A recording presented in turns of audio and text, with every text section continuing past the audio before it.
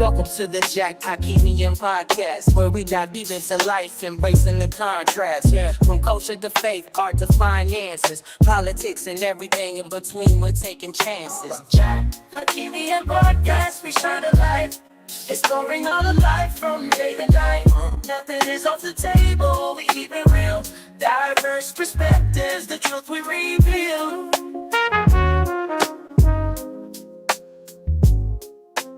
What's up, family? I want to welcome you to the Hakimian podcast. Today, I got an amazing guest. I've known this brother now, probably it's been about 7-8 years since I met him at the Life Impact Center. Yes, sir. His name is Clinton K. Powell. And just in case you were wondering, that K. Don't say it. Okay. It's a mystery. It's a mystery. Okay. Well, just so you guys know, Clinton is he's a business coach. He's a leadership coach. He's a culture engineer. He is someone that has played a huge role at FPL, which is Florida Power and Light, and also at Evangel Church. That's where I met him when he was serving alongside of Madeline and Nigel Hundy. And I saw the influence he was having upon the young people, touching lives. And it seems that culture, personality, that Maxwell leadership, technical skills really touches everything he does. He's a mover and shaker in Miami. He's doing some big things, conferences. He used to do hip hop concerts. I think the only notable hip hop concerts I know of here in Miami, and having some big names, Lecrae, Truth, and all of those. Probably back in the days, Cross Movement too. So, but we'll get more into that, man. And he's also, most importantly, a father, a husband, and someone that loves God and loves culture and loves his people. Clinton, welcome to the Hakimian podcast. How are you doing today? Pretty good, man, brother. Thank you so much for the invite. Looking forward to the conversation. As you was reading, you was sending me down some memory lanes. I forgot some things about that. Christian hip hop, I would say. Many people have told me recently, man, we missed those concerts and those tours you used to bring to Miami. So I appreciate you noting that. Absolutely. And the thing I remember just noticing about the way you did things was you also have something that I don't think you talk a lot about is incredible marketing talents. That. I mean, not only are you constantly in people's face when it comes to social media and through word of mouth, but you also have great presentation. Yeah. When did you realize that you were built for touching people's lives, not just personally, but through production and through events and through conferences and concerts and seminars? I don't know if there was a pivotal moment, but I can recall in undergrad, presentation was everything for me. So I attended Florida State University. Okay. But I also got to shout out Florida A&M March of 100 because I am a member. I was a member for fall 2000. So shout out to Go Rattlers. I know everybody's wondering, how can you do both? Back then, you was able to participate. College of Engineering, people don't know, is a shared school. So it's the FAMU FSU College of Engineering. Wow. So at that time, you were able to do, because of the dual enrollment aspect, you could do different programming. So I was able to be a part of the 100. And your allegiances to which school? Oh, I think the way how I just said it, academics, FSU all day. Okay. But when it comes to the fine art things, I have to represent FAMU. Okay. Now I'm gonna really mess you up. Now, you ready for this one? Yeah. I represent University of Miami heavy when it comes to football. So I'm a unicorn of some sort. The Seminoles know if you went playing FSU, I gotta go with the U. And now, what is it about the U that takes preeminence? So when it comes to football, I think it's more of a birthright, because when you grow up in Miami, and the culture of UM is a private university, so it's not that big PWI environment. It is really community driven, and it's tied to ministry, because when I was a youth, we did street ministry outside of the Orange Bowl. Wow. So, going back, shout out to my old youth pastor, Kingsley Grant. Okay. Because that was a part of our day to day, when we was young people, literally almost at least 2 or 3 home games out of the season, we would gather the young people and we would be out there and we'll be ministering the gospel.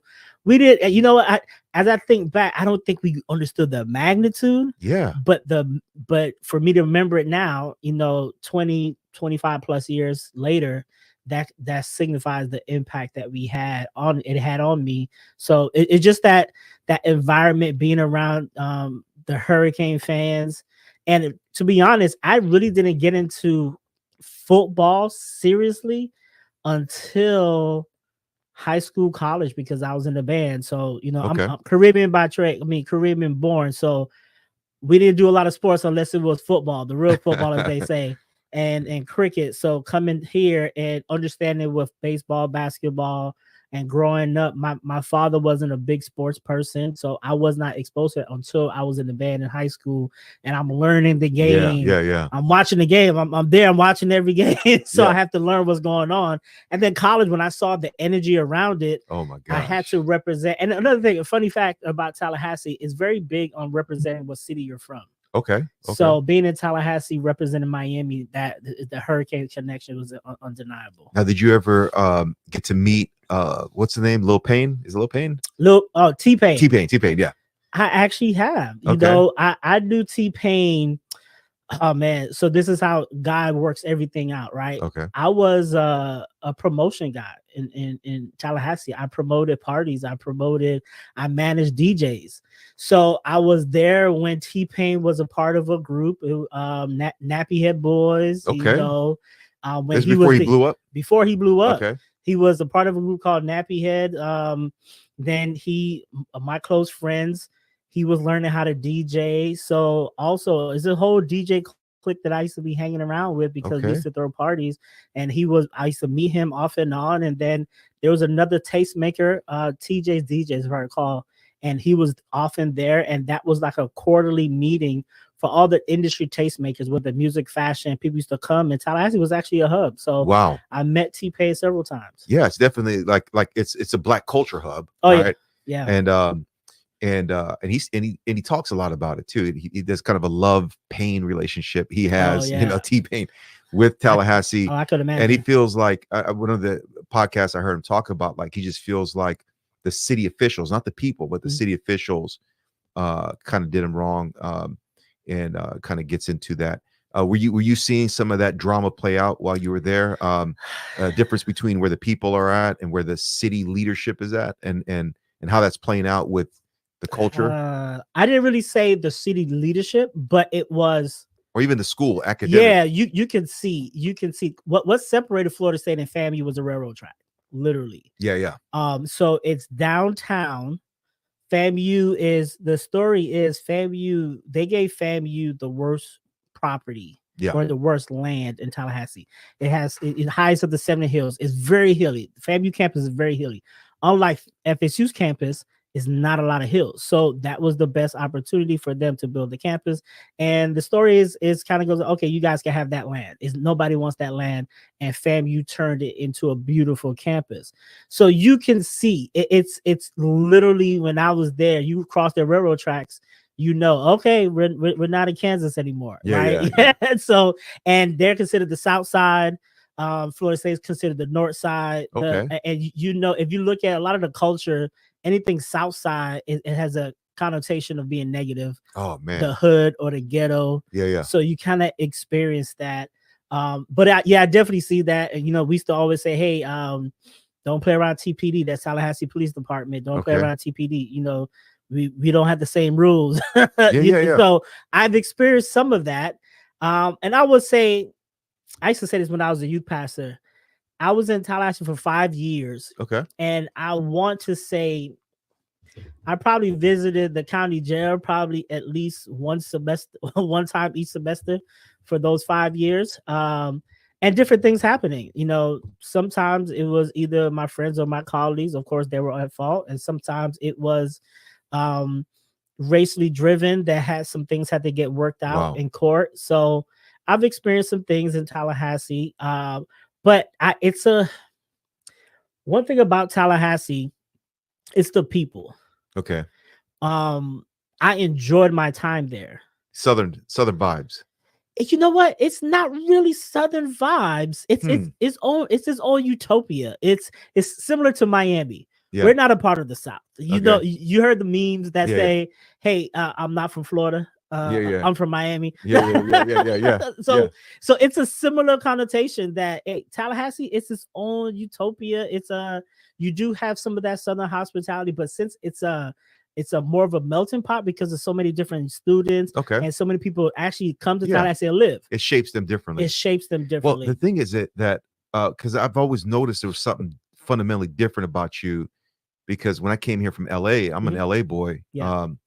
And I could see that you have, it's like a fusion restaurant, right? It's like Yeah. I see the Caribbean, but then I see something else. And it's like as I've gotten to know your story a little bit, like, yeah, like you were definitely like, I mean, you left Miami, which is its own culture. You went to FAMU. You were, North Florida, Yeah. right? The where the Tallahassee is where there's power, right? Yeah. That's where the Florida, central power base is, politics, right? And so it definitely, I can see how it's like all these cultural experiences have shaped you into something hybrid. Like, do you feel different? Like, do you feel like you can fit in everywhere, but you don't fit in anywhere? Kind of. No, I could definitely understand that sentiment because true story, it may not be a popular one, and I received some backlash when I say this. I intentionally chose Florida State over FAMU because I got accepted to FAM. Yeah. But I grew up in Miami Gardens, which is not Miami, it was Carroll City. Back then. And back then. And I attended Carroll City High School. So I was in a predominantly Black environment. And I didn't want to duplicate that. I said I wanted to get a different experience. So, and I knew so many people from FAMU, because of the band relationship, we would attend homecoming. That was an annual trip for me in high school. So I would see that. And I said I wanted something different. So I intentionally chose Florida State. Now, back up, I wasn't going to school at all. My dad is a mechanic by trade. So he has his own automotive and body shop. Okay. My oldest brother in the States, he followed his path. So I'm looking at, I don't want to go to school. I see my brother being successful, buying a house. This is back in the day. He was a homeowner at 21, 22, had multiple cars, and he was a technician working at a dealership. I see my dad start working in this yard, working on cars. Then he grew it into a business. So I said, well, I don't need school. Yeah. I'm following their footsteps.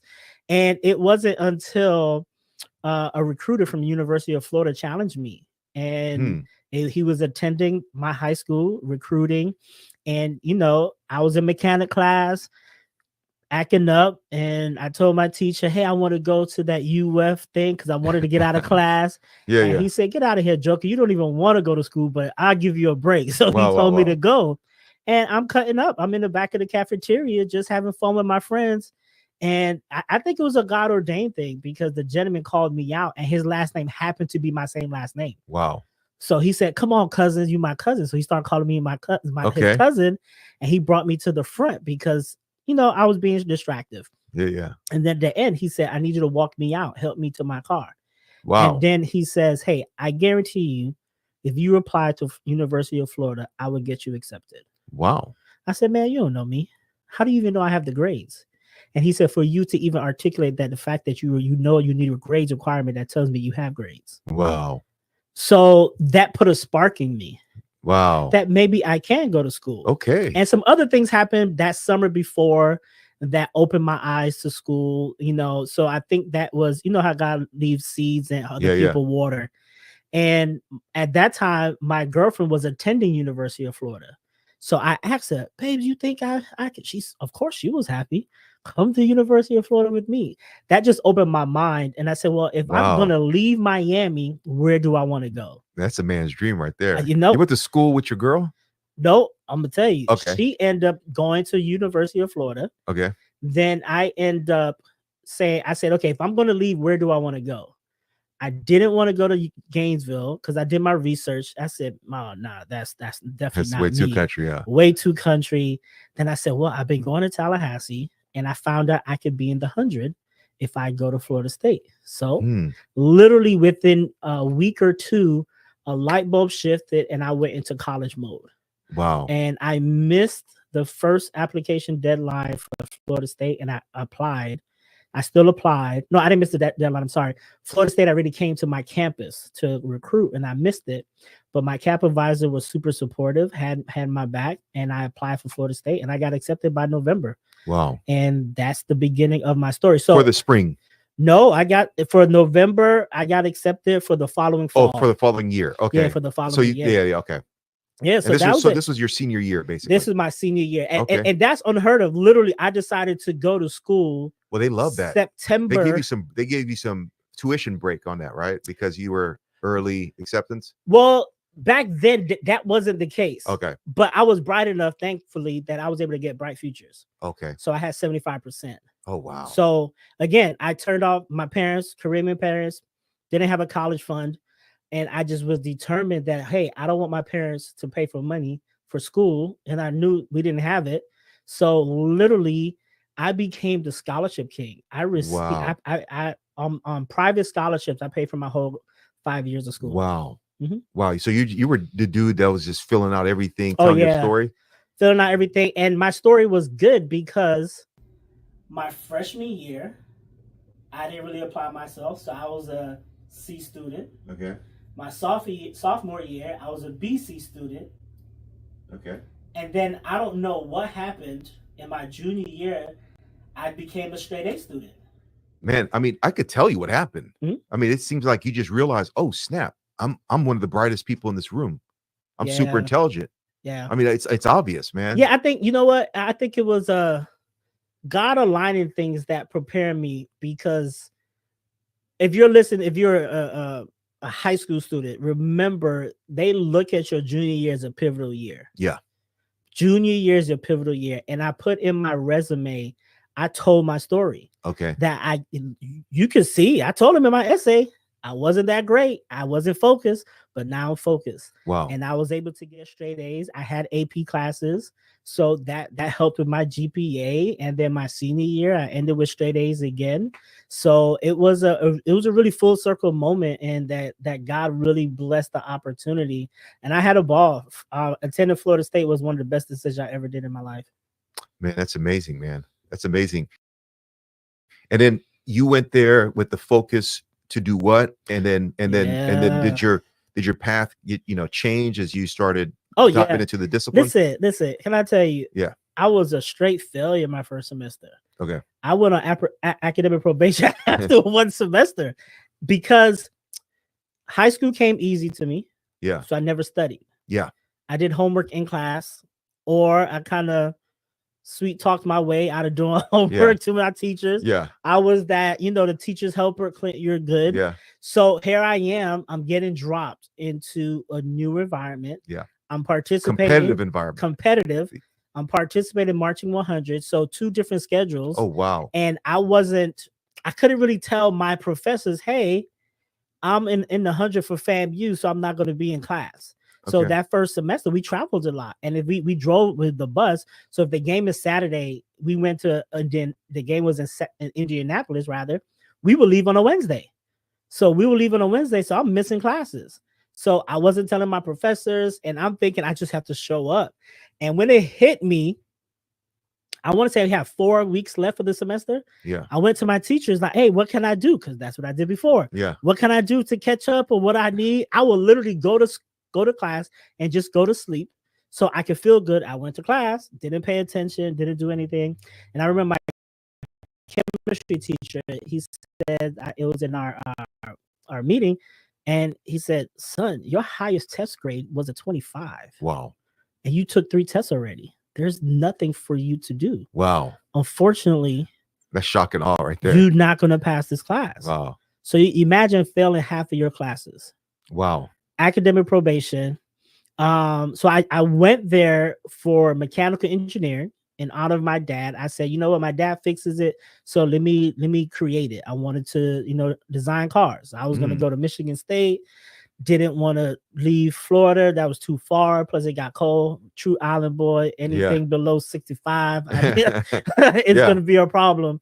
But it was bad. It was literally one of the lowest points of my college days. Wow. And I recall calling my mom, telling my mom, Mind you, now my mom didn't want me to leave. She didn't want me to leave. Like a good Caribbean mom. She wanted me to stay home. I was the first child. You know, Yeah. my 2 older brothers, they went locally to school here, right? And I was the first child. The third out of the 4. I said, "Mom, I'm gone. I'm leaving." Adios, amigos. Adios. And my mom says all the time, when you have your mind made up, there's no changing it. So ended up leaving, and I told my mom, "Hey, this is what's happening. I told you shouldn't have gone. You need to come home." Yeah. Right? You need to come home. But can I tell you, and if you're listening, the importance of a father. I called my dad, and my dad didn't respond negatively at all. My dad simply says this: "You will be okay. You just need to adjust, and you need to focus. Stay." Yeah. Those simple words. Yeah. Those simple words. Yeah, because right, moms are a blessing and they're vital, but they're nurturers. They're nurturers. They're always going to want to protect you. Yeah. And dads know how tough life is. Yep. So your dad, that was like, because really dads don't become relevant till you leave home, you know? And that's when you start appreciating your dad, because you realize how difficult it is. You start seeing the things that he was trying to implement for you as a child, and then you recognize it. Yeah. Yep. So my dad told me, "You'll be fine." Yeah. So and you adjusted. And I adjusted. The next semester I got straight A's. So tell me how that worked, because you are a FAMU marching band, basically. Did you have to like take courses? How did you have to take a few classes there, or was it because of the major? Yeah, I didn't have to take anything on FAMU because the College of Engineering is joint. So even though I was not, even though I was not taking the engineering course, I was taking prerequisites. My major was listed as engineer, which fell under that school. So it satisfied FAMU, but you also were getting FSU. Yeah. Degree. So my degree says Florida State. So each of the students, whatever the major university, my classmates, they attended FAM, is not of FAMU, FSU College of Engineering degree. No, it's whoever is the entity that you registered with. Yeah. Did you end up taking any courses at FAMU? No, I didn't take any courses at FAMU. Okay. All my courses, because I was an FSU student, all my prerequisites. Okay. But I was there all the time because practice was at 3 p.m. Yeah. And they tell you take all your courses beforehand to the best of your ability, because if you're a freshman and sophomore. That's an interesting partnership they have. Oh yeah, and they had that with the architecture. Yeah, they had that with some of the media stuff. So I'm not sure where it stands today, but back then, and you can't do that now. Their law school is pretty preeminent. Florida State or FAMU? FAMU. Yeah, it's in Orlando, and I was even thinking about getting another secondary degree in law. And I mean, I was surprised how affordable it is. It's like 19,000-20,000 a year. Yeah, so FAMU Law School, listen, I'm not trying to turn this to that level, but it's very good. It's their strength, I think. It's one of their strengths. So FAMU, they're known for their SPI program, which is business, their international business program. They're known for their pharmacy program. Yeah. They were known for their engineering. They were known for law. FAMU also had a med school. People don't know the history of it. So everything that Florida State, have now, FAMU had, but they, the politics of the game. Yeah. They were removed from FAMU. FAMU Law School was forced to go to Orlando. They couldn't be in Tallahassee. And I don't want to speak too much because I don't recall all the details. Wow. But that was one of the reasons why. Interesting. That they moved to Orlando because whatever that deal with the board of trustees, and I don't want somebody to fact check me, tell me you're wrong, but I don't recall the details of it. But when I was in undergrad, that was what was communicated to us. So what happened with you and your girlfriend? Did you guys stay together, or is she your current wife? Like, what's the story there? Actually, we ended up breaking up. Okay. We broke up. She graduated from UF, and I stayed at Florida State, and then we just went our different ways. That's a great point. That sometimes long distance works, sometimes it doesn't. That was a situation where the long distance, even though it wasn't long distance, it was an hour and a half. Okay. I would drive to Gainesville. For a college student that's broke, that's like listen, that's what I'm trying to tell you. Yeah. But I think it goes to my personality. When I'm focused and I'm dedicated to something, I'm gonna put it all in. So I'll put in the effort, put in the time. Poor girl, she probably felt so ignored by you. Yeah, but you know what? It was connectivity, and That's when I first got my cell phone. So these kids right now, my son is asking for a cell phone. Yeah, yeah. And I tell him, listen, I ain't get my cell phone until I was in college. You need to relax. Yeah. But times have changed a whole lot. That was my first time. Which is why you probably were able to focus. Because man, imagine, do you know, I feel sympathy for these kids, man, because to have a cell phone in middle school, how are you supposed to focus on an algebra assignment? And here's the thing too. I mean, they got ChatGPT now, though. Yeah, that too. At least in my house, I let them, so I can control. They will use my phone, so they will have their kids have one of my cell phone numbers. So that's fine. So I could at least. But you only could talk Friday, Saturday, Sunday. Only in the weekends. That's the only time you can play video games. Friday, Saturday, Sunday. Okay, that's smart. Monday through Thursday, it's school. That's your number one priority. If you want to play, use the games that's in the house. Use creativity in the house, right? And I'm gonna hold off as long as I can. I have some of my family members, just get them a phone. No, my son is very smart. He's a young hacker, so he's gonna figure something out. He loves technology. So if I do give him a phone, I'll probably have to give him a flip phone or something, just because you just needed to talk, you needed to text, you don't need anything else. He continues to eye my old phones. Daddy, what you gonna do with that phone? It's just sitting there. So I just try to protect them as much as I can. And because social media, you see the state of Florida with the law that's been passed 16. So that's telling us something, right? So for the government to want to intervene and to see the other nations, how they treat social media and they don't expose their kids. Hello, America. We need to wake up that if too much freedom is not freedom. But that's another conversation for another day, right? So I'm gonna protect them as long as I can. I don't care what nobody else say. It's my boys. I'm protecting them. I have to do what's right for them so they could be the best young kings that God has created them to be. Absolutely, absolutely. So at what point, what was your girl journey like in college, and at what point did you meet your current wife, and how that emerged? Oh man, that's a separate pod right there.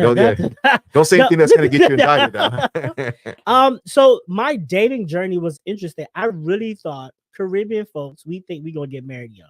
That's just either you get married young, you start having babies young. I wasn't trying to have the babies before marriage, you know. I just saw what that looked like. So my dating journey, I really thought I was going to meet my wife in college. I really did, but it didn't happen for me. So I dated some in college, never really connected to that point where it was a really steady. Came back home, dated a few young ladies as well. I didn't meet this is the interesting part of meeting my wife. We attended the same church, but I never knew who she was. So literally, I knew her brother, I knew her sister, but I didn't know they were related. I had a really good relationship with her brother, her oldest brother. I had a good relationship with her sister. Had no idea she existed. She says, "Oh, you never paid attention to me," because she's younger than me. She's the same age as my little sister. Oh wow. Not little. I don't want everybody to think it's too little. That's all right. It's not. My sister can be 45. She's still gonna be my little sister. But so I had a fashion production company. So it kind of goes back to that looping of, a presentation, things of that nature. So I had a fashion production company, and my wife was actually one of my models. So that's when I first got introduced to her. She was in a relationship, and then I made the 2 and 2. Oh, that's your brother, that's your sister. Oh, Clint, yeah, we've seen each other, but I had no idea. So fast forward some time, and this is the funny part. We were at a mutual friend's birthday party, and I tell the story all the time. And I'm on the stage with the DJ, so everybody's on the dance floor. And as I'm looking out to the dance floor, I see this young lady dancing. I tapped my friend, "Who is this girl?" And they said, "Oh, that's Sophie." That's my wife, Sophia. That's Sophie. I said, "Sophie, who?" They said, "That's Sophie." So I jumped off the stage. I went to the dance floor and I started dancing because I knew her, right? She modeled for me. So I knew her. And that night, I've had her number in my phone for maybe a year and a half. Never used it. I don't recall saying hi. Don't recall how you doing. Never used it. That night, I used it. I said, "Hey, text me when you get home. Just want to make sure you get home safe." You know how you got to do it, the grown man stuff. And I saw her the next morning because the next morning we was at church, and she laughed at me. She said, "I saw you send me that text message, And I said, yeah, I'm just trying to. She said, all of a sudden you just texted me. I said, yeah, I'm just trying to, making sure Oh, you good. she's okay. She's So she's alert. catching on. She's Yeah. catching on. So that just sparked something for us. Nice. And we just started having conversations. We went out, a cup of coffee Yeah. stuff, real simple things, and we started dating. Okay. And you were how old at this time? I want to say Well, I'm thinking 27. 27. Okay. So you're very mature. Yeah, I was 27, she was 21. And you were already kind of in your career? Oh yeah, I was in my career. I Okay. started working for FPL at 23. Wow. So Wow. I was in my career, had my own condo. I was living life. I was a independent young Black engineer. At that time, I was with the company 4 years. I was doing stuff in the music industry. I was doing stuff in my fashion company. And literally, but I felt that itch. Like, okay, I'm ready to settle down, but I couldn't find the right one. And Sophia came into my life, and then when did you know that she was going to be the one? Was it that night when you started dancing? You know what it was. I do believe in love at first sight. Like boom. Yeah, I think you kind of know. I think it was. Oh man, it was one time. I want to say we went out to dinner of some sort, and we came back to my condo, and we was hanging out, and something to the nature of, oh yes, I think I just had a bad day. Okay. They had a bad day, and she did something that I felt safe. She put my head in her lap. She started rubbing my head, and she started singing. Wow. And my wife has a voice. She used to be a worship leader. Okay. So from that point, that was like, oh my gosh. That's wife material. Yeah. She made me feel safe. Yeah. And I'm in love with her voice. I think she sings like an angel.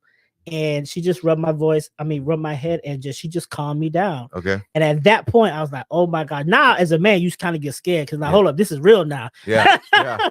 You get kind of scared. Okay, this is real.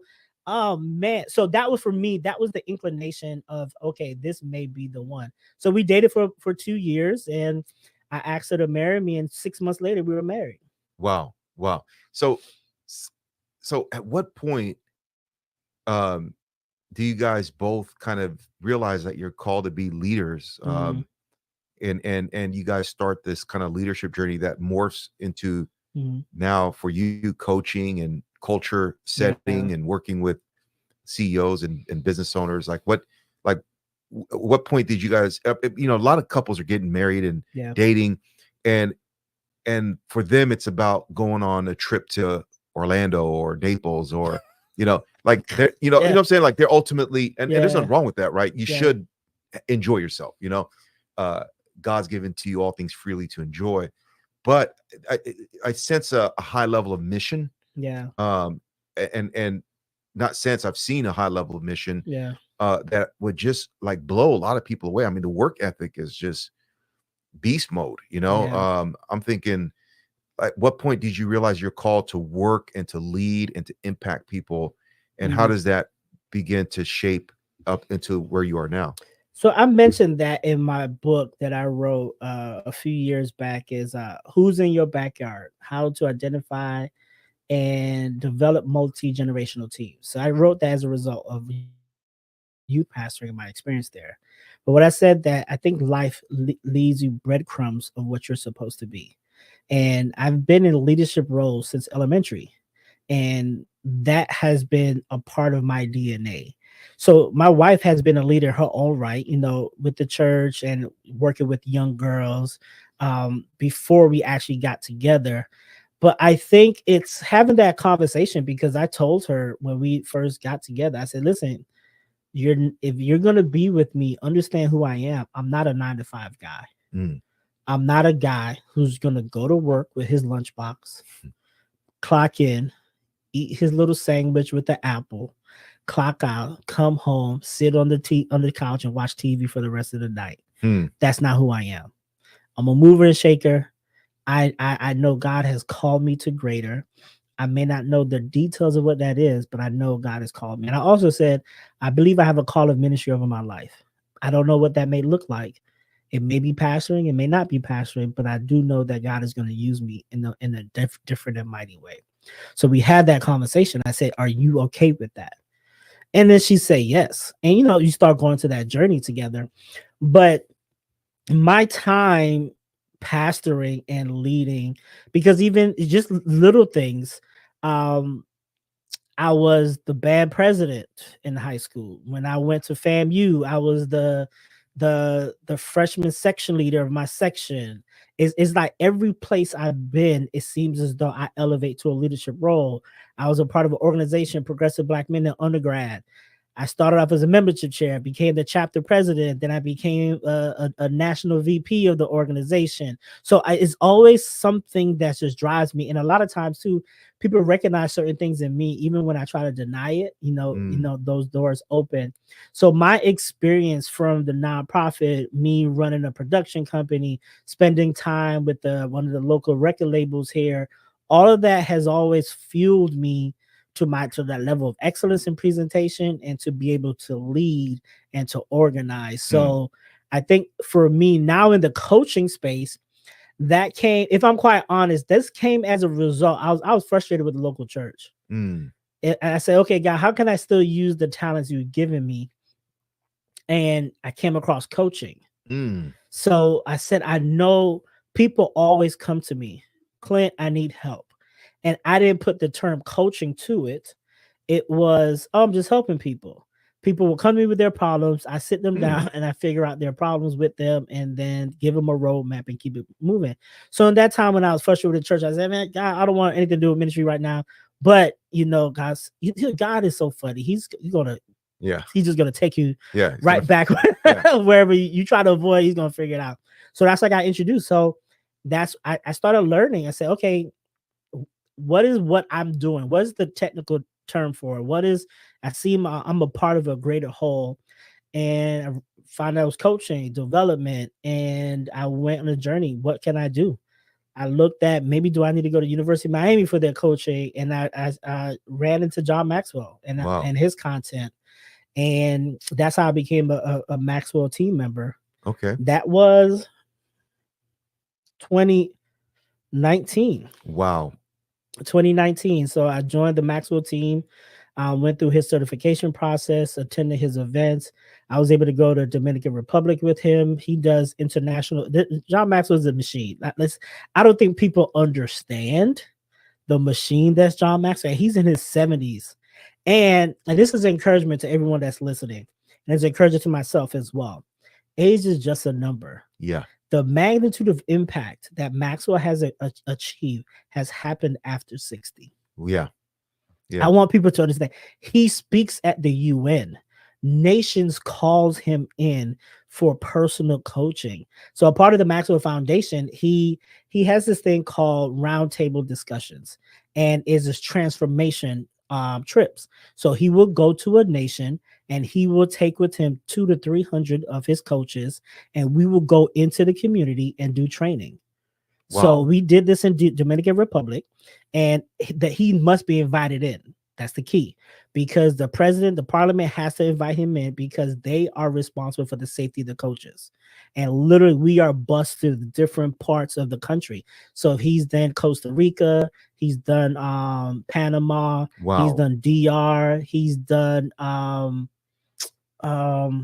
it's a small island off the coast of Australia, Papua New Guinea. Wow. So he does this every year. That's one element he does. So I was blessed to go on this trip with him to DR to see the machine. And that's one thing, because I'm a machine guy. I want to, because I'm a builder. Yeah. So I'm a builder. So I'm always looking to see, okay, how did he organize this event? How does he organize the structure? The whole 9 years. But it was a blessed thing. So that's why I started my coaching journey. And I really started, I wanted to work with, he brought me right back. I wanted to work with the local church, which is what he does, and corporates, and he works with government. But so many people doesn't know that he was a pastor for several years. Yeah, very successful pastor. Yeah, San Diego. Yeah, and he retired, and he lives. He has a house down here. He used to go to Christ Fellowship, in Palm Beach. Yeah, he speaks there sometimes. I was studying him in Bible college in 2001. Yeah, he's a. Yeah, when I was at Life Bible College, now Life Pacific, Mhm. they had us studying Maxwell, and I love his writing style because he's parabolic, like Yeah, a lot of analogies and stories, and which yeah, it's beautiful because just like yeah, Jesus, very simple. yeah, but Mm. profound. Like he Yeah. had a huge impact on me, I remember when I had a church plant in LA, I took my leaders to the book Leaders Developing Leaders or something like that. I forgot. I have several of his books, 21 Laws of Irrefutable Yeah. Leadership, and but the thing that really captured me was that leadership is about developing leaders and working yourself out of a job, which I did as a youth pastor. Mm. On Maxwell's impact, just so you know the impact he's having on me, is when I became a pastor in Glendale, California, which is right by Burbank Mhm. and Eagle Rock and Pasadena. I literally went in there, and 7 years later, when I left, me and my wife left, and we came to South Florida. We had about 12 to 15 young people that were training for pastoral Oh wow. apologetics. They become professors, Christian teachers in my same alma mater. They end up going to the same school I went to, partly, and some went to Biola and Talbot and different schools. But the whole thing was that our goal was to develop these youth Yeah. to become leaders themselves and to discover their calling and to have an impact on the local church and community, and help shape their mind and to basically make ourselves irrelevant. But the relevancy comes in now you're developing leaders who Yeah. are also developing leaders. So, but like you too, I became frustrated with the local church, and I think I got into counseling partly because of this passion to work with people and help them get out of trauma and addiction and relational conflict, especially married Yeah. couples, and to get them to a place of healing, which for us at Impact Family Christian Counseling, it's beyond just healing. It's now we're moving into getting some of these couples and individuals into certain certifications and training so they can become lay peer Ah, counselors. got it. So it's moving beyond just addiction and therapy to actual, like, the Jesus model, which is to go make disciples Disciples. out of disciples who can make disciples. Yeah. So we have to think, how do we, Ephesians 4, how do we empower people to go beyond just healing from their wounds, but becoming healers of other Other people's people. wounds? That's And I good. see that spirit in you, and I could see how uh youth pastors, I think, all go through this. I did. When I met you, when I first landed in Miami, I left LA, and I basically, my success was my demise. Because Mm. if you know anything about churches, right, and youth pastors and senior pastors, sometimes if the youth pastor becomes bigger than life Yeah, and it's bigger some than the tension. church, it can create a lot of fear and tension. Like, Yeah. wait, how is this guy, you know, popular? And I wasn't seeking that, but it's a David and Saul, it's Yeah. the politics. So when I came, I was just like traumatized, like, man, Mm. I'm here as a missionary, but I don't want to have nothing to do with churches and senior Because pastors. but you guys did have, because I think I met you at the tail end when you was having church at North Miami, right? Yes, but I did that. I planted that church out of financial necessity, meaning, Oh, like, okay, so I came out here and I wanted to be a missionary. I wanted to start my website company, and I wanted to just, I always see myself as a missionary church planner, but starting micro churches yeah. where the pastors are bivocational, Hmm. and we're meeting in homes, meeting in halls, meeting in whatever spaces. We met at the Life Impact Center for a while, Yeah. but meeting in, but keeping it where it's just, you can focus on the delivery and development and get away from managing a building and The whole production. business aspect Yeah, of that. because that is a calling, Yeah. and you have to be kind of an executive corporate CEO kind of pastor Yeah. to do that. My thing is, if I'm going to be a CEO, I want to run a business, Yeah. so I can scale and make money and not have to deal with the bureaucracy of church life. Because a lot of times you have people making decisions who shouldn't be making decisions in church context. Now that'll And preach. yeah, and a lot of mega church pastors are really CEOs Oh yeah. and And that's the only reason why apostles. they're mega church, because they CEOs Yeah, because they know how to create structures and they know how to scale. they engineer how to scale. But eventually, that's it. They all end up, because the church is not built for that kind of mega corporate structure. Mhm. It never ends well, at the end of the day. Like, you got the pastor of Calvary Chapel, that it didn't end well for him. He built the church here in Fort Lauderdale. Forgot his name, but you find a common Willow Creek, Tony Evans, the pastor of Gateway Church. Yeah.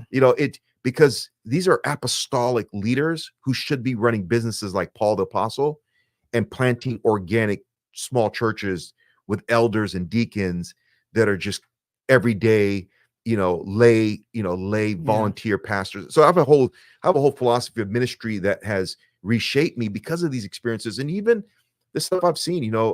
We're being really close to pastors here, getting close to Nigel, seeing some of the struggles he was going through.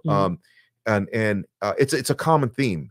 The church is not built, and the stuff that happened after Evangel, with that I knew when with the new pastor that came in, and I'm sure you were insider in that, and that's a whole podcast right there. We should just blow that can of worms open and have a conversation about what happened at Evangel Church. Yeah, and break down. I know people will. What people have been asking me, and that's going to be our conversation. The funny thing about it, when I'm ready to share that, God has to release me. The funny thing is, when he does, I want to do the podcast. I want to be like Club Shay Shay. Yeah. I want to bust it open here. That in itself, right there, many people have been asking, and I've heard God very clearly say, "Shut your mouth." Yeah, it's not. At some point, I think you can articulate. In a very objective. What's the lesson to be learned here? Correct. Pastors who resign and just so I use it a lot in my teachings. Yeah, I don't go into details, but I use it a lot in my teachings or trainings. Yeah. If I'm working with pastors, these are some areas that I will tell pastors, hey, this is the reality. How would you, and I remove names, how would you handle this situation? So I have used it in case studies. In case studies. I have used it in case studies that to be beneficial. But yeah, that's just a crazy, but I think, you know what it is too? I just think that the sin element is real. Yeah. Right. And in the midst, I've heard, I think his Pastor Philip, his name is. I heard a clip or I listened to a sermon. And we know this as pastors, but I think the way how he preached it, it was so passionate. It was a great reminder for me. I think we just need to get back to just really hating sin and not the people. Hate sin, because it's those names that you mentioned is not them, it's the sin. Yeah. Right? When somebody falls, it's not them, it's the sin. Yeah. When we all fall short, it's not us, it's the sin. If you, first of all, I tell people, it's two people. If I tell you, Jack, that, hey, you're called to ministry, I want you to be a pastor, and you reject that and say, nah, I'm not built for that, I want you. But the person who says, yeah, I want it 100%, I'm leery of those individuals. Yeah. Because what's the true heart posture? Because if you really understand the weight of that mantle, you would be running. Oh yeah. Because you think people think it's just a platform, it's a microphone. You don't know the battles Monday through Saturday. Behind the scenes, man. Monday through Saturday, that's you and your wife, you and your kids, your family. You don't understand the stress and the battle. It's like giving birth every week. Every week. Going into Sunday service. It's like, and then after the service, it's like you're so depleted, and that's the reason why we saw so much. Because I used to tell, and someone told me this, and I realized it. Be careful when you just finish ministering, because you are depleted so much. Yeah, that's when the sin comes in, and we have to learn to hate the sin. So I think that has helped mature me. Yeah, and I have put things in perspective for me, that I will hold you accountable for your actions, just like you hold me accountable. But I have a different compassion now, because I just need to hate the sin, because of our flesh, because of things that we battle against. I don't think if you really a Bible believing, Jesus loving Christian, our nature is not to be intentionally trying to sin. So if I keep that in context, right? If I know you declare and the fruit is there.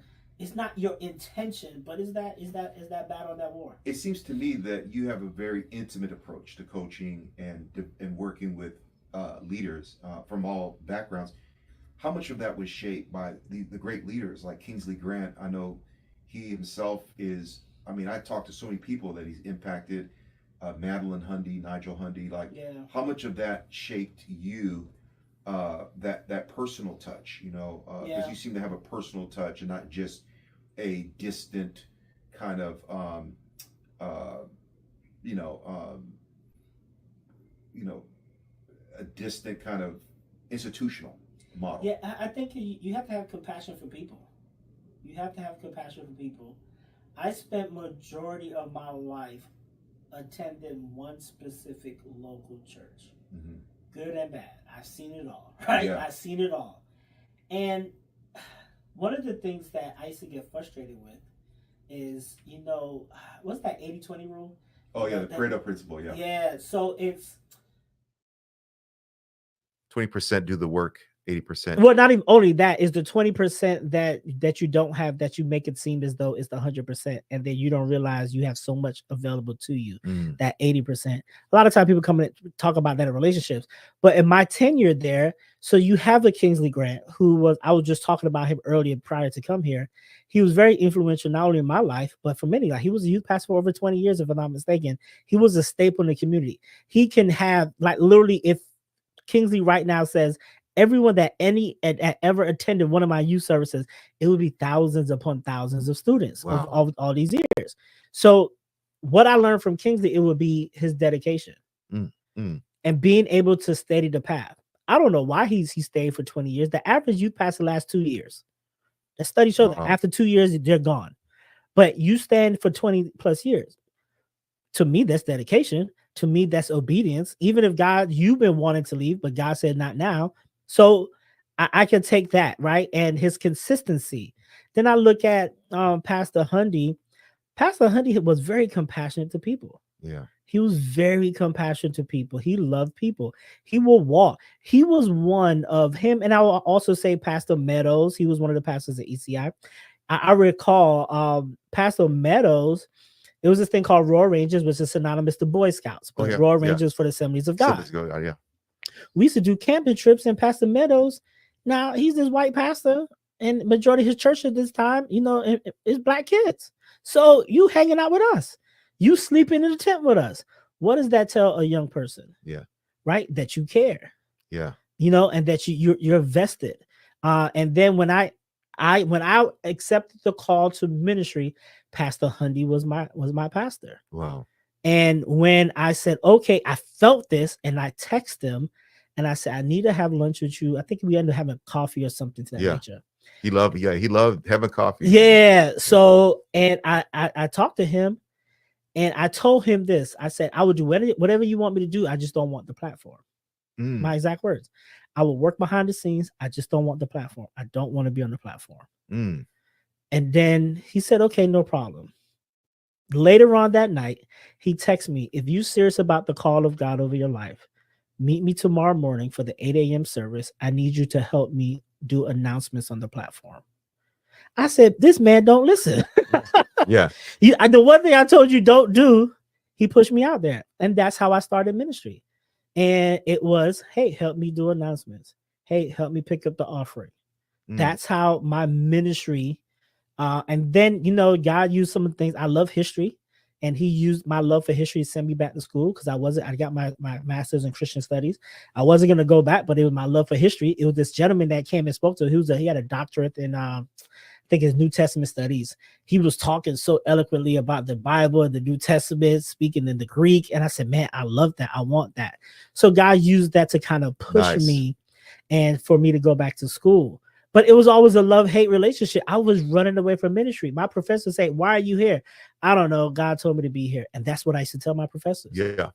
I don't know. God told me to come here. I don't want ministry. I don't want it. I don't want it, And because of those things is a compassion for people. And I realized in coaching, you need to be able to relate and to be relatable. Yeah. And you need to learn how people are receiving and how they respond. And for you to be willing to be coached, you have to be vulnerable. Look, I'm going to tell you something. Pastors who've been engaged with people like you have, especially part of a local church, and have seen all the craziness and all the triumphs and blessings, people getting saved, people's lives changed, disappointments. They make some of the best coaches, counselors, and therapists, because they not only understand the practical, but they really understand the emotional and the spiritual. Yeah. In a way that it's like, you know how the church historically has developed some of the best musicians, Yeah. jazz artists, rhythm and R&B blues artists. Yep. It's just something about every week being in community, right? Being, you know, having to be at church 6 a.m. and 4 a.m. on Easter, like, and doing life with people. Yeah. That makes you so much more than just a license and certification. You know, or a musician who studies in an institutional environment and then has to do maybe some internship versus someone who did it organically for free. Yeah. And then went and got the certification and the theory, and then eventually is paid. There's an appreciation for the payment. Yeah. You know, because you know how it is. You know, do something and it's really costing you your own money. Yeah. And then now to be paid for it and to be rewarded, I'm sure you are richly as a coach and as someone who's investing and consulting people. But there's something, and I think Maxwell has that, right? Yeah. There's something about, you know, working from the grassroots up. And that's why I find that pastors who sometimes are stuck in their calling don't realize just how developed they really are for sales, consulting, you know what? coaching, Man, and they don't. That's gonna be podcast two. I know, because I know you got to go, and I want to respect your time. Trust me, because I think we can talk for hours. But man, you got the last word. I would say this too. One of the keys to success, and one of the keys is, because I don't want to come across too, because I'm far from perfect. The key to success is failure. Yeah. But being able to fail forward and fail quickly. Yeah. And as a coach, you are teaching people how to fail. Because if you look at all the greatest individuals you could think of, they all had a history of failing. Yeah. And we need to redefine that, and we have to be comfortable with failure. And I will continue to speak to myself about it. And every level you go and attain, you have to redefine what failure is for you and get comfortable to that level. Mm. Because when you make your first $100,000, I remember when I first crossed $100,000, I was like, oh my goodness. And then it became like I was making $50,000. You see what I'm saying? Yeah. So it's always different levels, and then you have to figure out, okay, what's next? And it's that failure thing. So I definitely, my last closing words would be, I love the local church. The local church is needed. For my pastors out there, for my leaders out there, there is so much you could do in addition to. Mm. There's so much you could do in addition to. I'm a firm believer now, and I think the industry, and I call it the industry, has shifted a bit. I remember Pastor Honey said this to me, and I've said this publicly. Pastor Honey said this to me: you have to decide if you want to serve God or if you want to be rich, right? Mm. So I had to understand that. I said, what does that even mean? So I had to make a choice, and I couldn't grasp that. I couldn't grasp that concept. And I said, I want both. I want to be able to serve the kingdom and be a blessing to the kingdom. So I think some people struggle with that, you know, and I think it's if you struggle with that, it's a personal thing, conviction that you have to work through, but it's also some bad theology that's out there that's saying the only way you can get to heaven, you have to be poor. Now we could talk about that, what that really means, but when you have that mindset, it's very challenging. Yeah. So, you know, So my pastors and leaders, you could definitely do more. You have a lot more skill set than you think you do. And now in this season, I've pivoted a lot to really working with small business owners, business leaders. It's my goal is to create a culture in your company that it will generate the results that you need. And what about churches and nonprofits? Oh, no, I work with them as well. I definitely work with them as well. But here's the thing. If I'm honest. Yeah, they don't always have the mindset. They don't always have the mindset. And a pastor has to be ready. Yeah. A pastor has to be ready. Because I remember when I was so on fire, God gave me this blueprint and I went to pastors. And respectfully, I get it. Because I'm not a senior pastor. Well, also, too, the reality is that pastors are on the edge. Yeah. Pastors are on the edge. I'm talking about they're 1 week away from resigning. Yeah. Because running the church right now, post-COVID, it's stressful. It's they don't even know how they're going to pay their mortgage. And I get it. And trust me, I was just speaking with some other pastors, and listen, I have compassion, and I'm here to help. But they have to want to logistically think through. Yeah. Because sometimes they're doing too much. Yeah.